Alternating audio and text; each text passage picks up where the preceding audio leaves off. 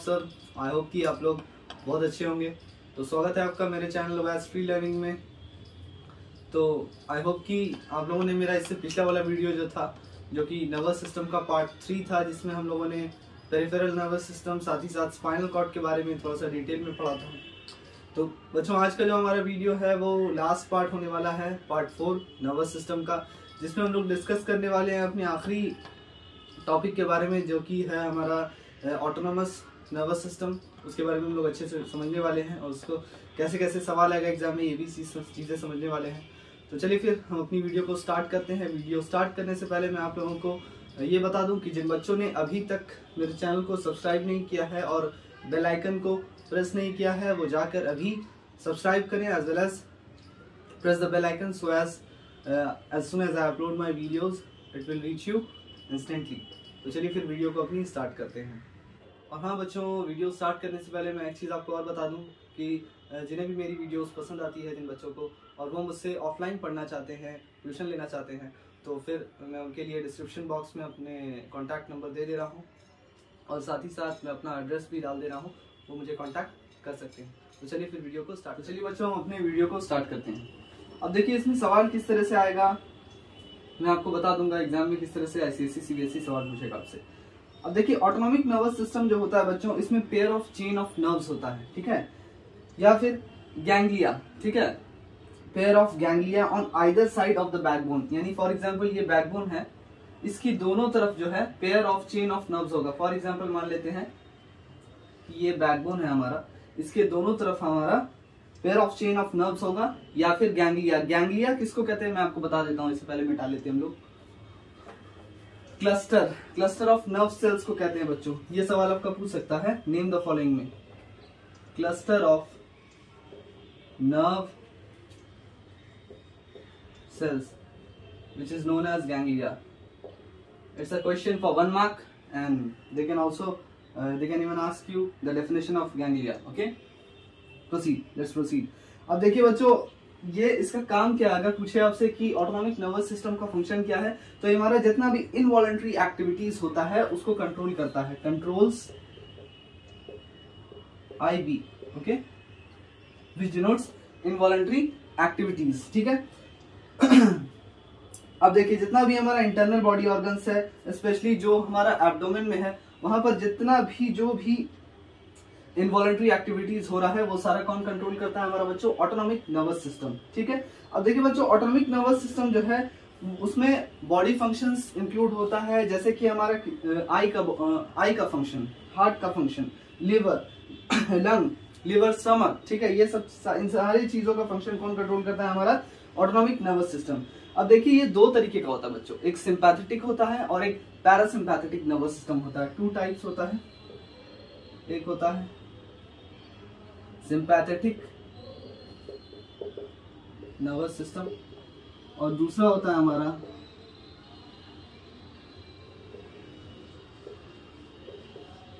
Parasympathetic nervous system. तो चलिए बारी बारी से हम लोग दोनों के बारे में थोड़ा सा अच्छे से समझ लेते हैं। इससे पहले हम लोग इरेज कर लेते हैं।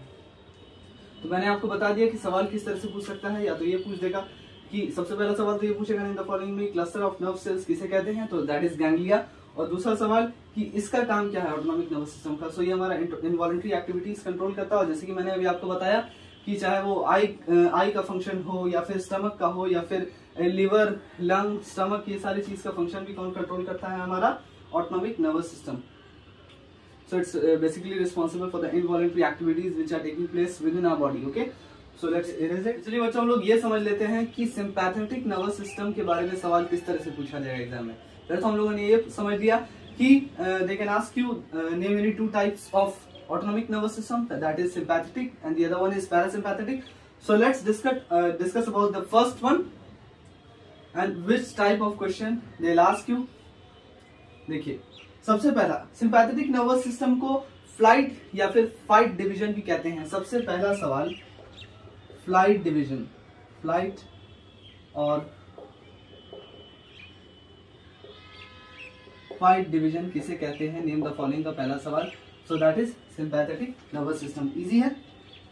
अब देखिए बच्चों, इसका फंक्शन क्या है। ये आपके बॉडी को इमरजेंसी सिचुएशन के लिए प्रिपेयर करता है, या फिर इंक्रीज्ड अलर्टनेस, ठीक है, ये आपको अलर्ट कर देता है, या फिर कोई किसी इमरजेंसी सिचुएशन के लिए आपके बॉडी को प्रिपेयर करता है, ठीक है।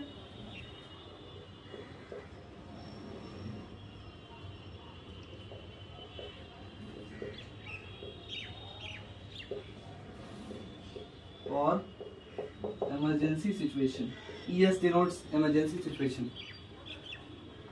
I always use short form so that it may save our time, ठीक है।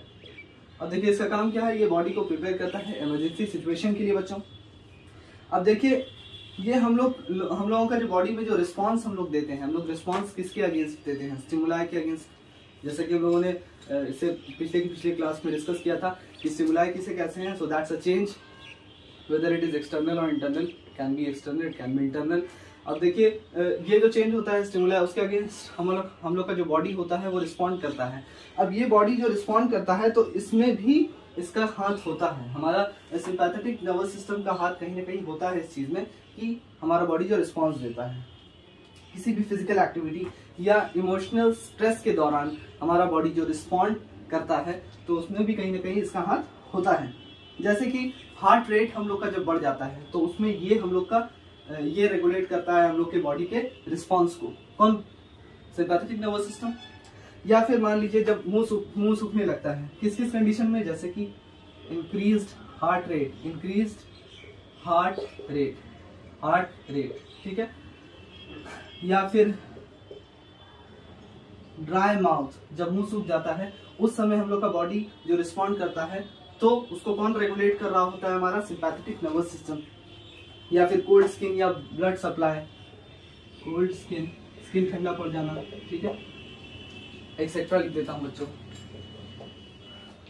तो इन चीजों में जो रिस्पॉन्ड करता है वो कौन करता है, sympathetic nervous system is responsible to regulate the response within our body. अब देखिए, या फिर ब्लड सप्लाई जब आर्टरीज में बढ़ जाता है तो उस समय भी ये सारा रेगुलेट करता है आपका रिस्पांस को। तो चलिए हम लोग ये समझ लेते हैं बच्चों की पैरासिम्पैथेटिक नर्वस सिस्टम क्या होता है। इससे पहले हम लोग रब कर लेते हैं।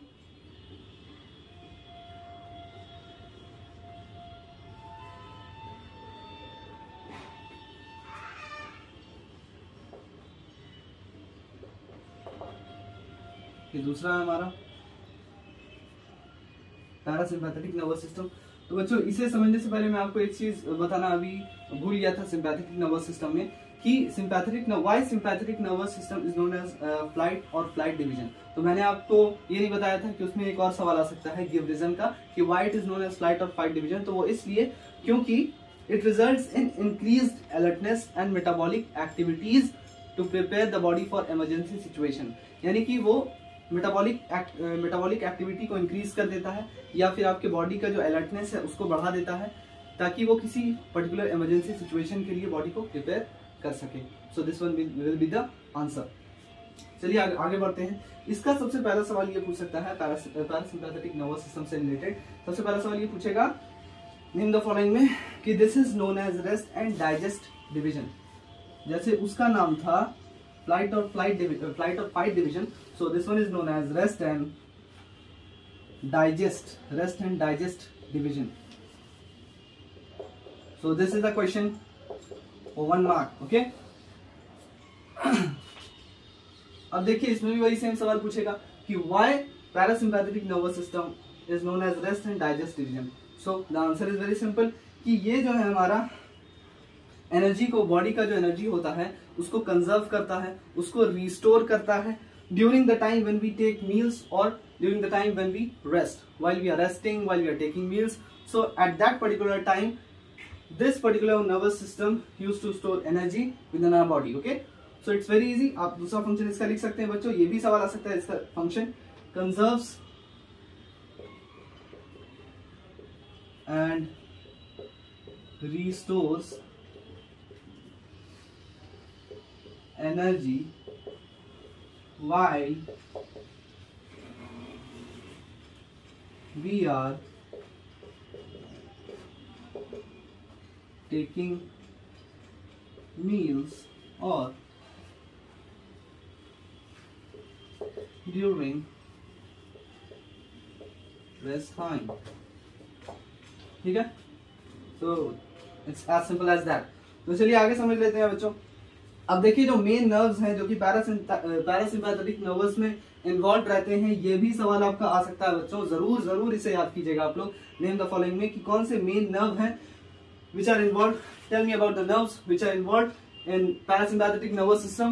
So they are vagus nerve and the other one is pelvic nerve. Vagus and pelvic nerves. So these two nerves are the important ones which are involved in parasympathetic nervous system. तो चलिए बच्चों यहाँ हमारा ये topic खत्म होता है। अब आगे हम समझ लेते हैं एक बार थोड़ा सा अच्छे से कि ऑटोनॉमिक नर्वस सिस्टम किस तरह से काम करता है, दोनों मिलाकर, मतलब कि दोनों मिलकर how they together work. I am talking about the parasympathetic and the first one sympathetic nervous system. So how they work together, ठीक है, एज ए यूनिट बोल सकते हैं। तो चलिए अब समझ लेते हैं, इसे मिटा लेते हैं पहले। अब देखिए बच्चों, ऑटोनॉमिक नर्वस सिस्टम जो है यानी कि इसका जो दोनों पार्ट्स है, जो हमारा सिंपैथेटिक और पैरासिम्पैथेटिक नर्वस सिस्टम है, ये दोनों आपस में मिलकर एक साथ किस तरह से काम करते हैं ये मैं आपको बताना चाहूंगा। अब देखिए सिंपैथेटिक और पैरासिम्पैथेटिक नर्वस सिस्टम जो है ये दोनों एक दूसरे को दे बैलेंस ईच अदर। ठीक है, अब देखिए जैसे कि हम लोगों ने डिस्कस किया, अभी तुरंत फौरन डिस्कस किया हम लोगों ने कि सिंपैथेटिक नर्वस सिस्टम जो है वो बॉडी को प्रिपेयर कर देता है इमरजेंसी सिचुएशन के लिए। अभी तुरंत हम लोगों ने बात की थी। ठीक है, अब जैसे कि इंक्रीज्ड ब्रीदिंग रेट, ठीक है, जैसे कि ब्रीदिंग रेट का बढ़ जाना, ठीक है, तेज तेज सांस चल रही है हमारी, या फिर dilation of blood vessels. Dilation का मतलब देखिए क्या होता है, डायलेशन का मतलब होता है बच्चों एक्सपेंशन, फैल जाना किसी चीज का।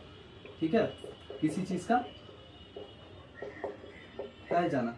तो मान लीजिए हमारा जो ब्लड वेसल्स है वो डायलेट कर जाता है। आप लोगों ने सुना होगा शायद ये term vaso dilation, vaso constriction.